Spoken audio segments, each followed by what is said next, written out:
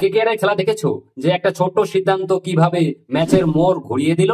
সেটা যদি না দেখে থাকো তাহলে আমি বলবো হয়তো তুমি ম্যাচ দেখোই নি। আজকের ভিডিওটা কিন্তু তোমাদের জন্য, যা কারণ এখানে আমরা বলবো আজিঙ্কা রাহানের এমন একটা মাস্টার স্ট্রোক ডিসিশন নিয়ে কথা, আন্দ্রে রাসেলের ব্যাটিং এর বিধ্বংসী ইনিংস, আর আজ মানে কেন ভেঙ্কটেশকে মাঠে নামায়নি আর বিরুদ্ধে, সেই সমস্ত কিছু বলবো আজকের এই ভিডিওতে। তো ভিডিওটিতে করে দাও একটা লাইক, চ্যানেলটাকে করে দাও সাবস্ক্রাইব। তো চলো শুরু হয়ে যাক, আর কমেন্টে পারলে আমি কে কে আর লেখা দেবেন। তো চলো শুরু করা যাক। কলকাতা নাইট রাইডার্স যেমন এমন এক ঝড় তুলেছে যেটা দেখে সবাই হয়তো কাম ব্যাক মনে হয় কাম করছে, কিন্তু ঝড়ের আগে শুরু হয়েছিল একটা নিঃসন্দেহ সিদ্ধান্ত দিয়ে।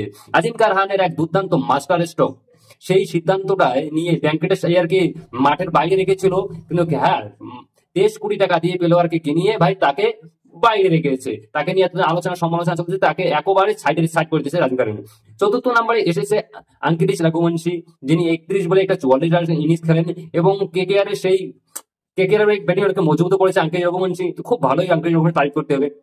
সবচেয়ে বড় সিদ্ধান্তটা হলো যে আন্দ্রে রাসেলকে 5 নম্বরে প্রমোট করে। সাধারণত রাসেলকে আমরা দেখি যে 7 অথবা 8 নম্বরে ব্যাট করতে। আজ রাহানের সাহসী সিদ্ধান্ত, কিন্তু রাসেল পেয়েছে অনেকগুলি বল খেলার সুযোগ, আর তার ফলাফল কি হলো যে রাসেলের ব্যাট থেকে একটা 25 বলে একটা 57 রানের বিধ্বংসী ইনিংস আসলো, যেটা আমরা রাসেল দা মাসাল পাওয়ার বলে চিনি। একের পর এক ছক্কা, চার কাঁপিয়ে দিয়েছে পুরা স্টেডিয়াম। রাহানে শুধু রাসেলকে নয়, রিঙ্কু সিংকে উপরেও ব্যাট করতে পাঠিয়েছেন, কিন্তু রাসেল আজ মানে রাসেল এসেছে রিঙ্কুর আগে, যেটা আমরা সাধারণত দেখতে পাই না রাসেলকে রিঙ্কুর আগে।